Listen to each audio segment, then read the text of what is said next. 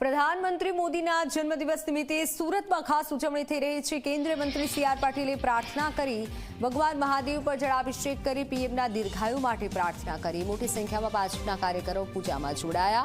સી.આર. પાટીલે સ્વચ્છતા અભિયાનમાં જોડાઈ અને સફાઈ કરી,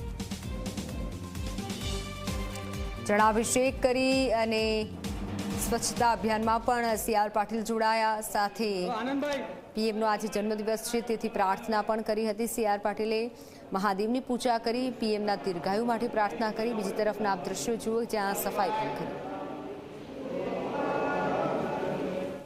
નરેન્દ્ર મોદી એક આધાર સ્તંભ બની ગયા છે।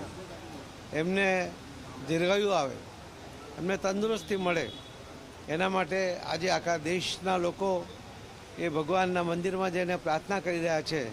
આજે સુરત શહેર એકમ પણ અને ગુજરાતમાં પણ દરેક જગ્યાએ કાર્યકર્તાઓ માનનીય પ્રધાનમંત્રી શ્રી નરેન્દ્ર મોદી સાહેબના દીર્ઘાયુ માટે અને તંદુરસ્તી માટે પ્રાર્થના કરી રહ્યા છે। આટલા બધા કરોડો લોકોનો જે અપેક્ષા એ ભગવાન પણ પૂર્ણ કરશે જ એવી અમને શ્રદ્ધા છે।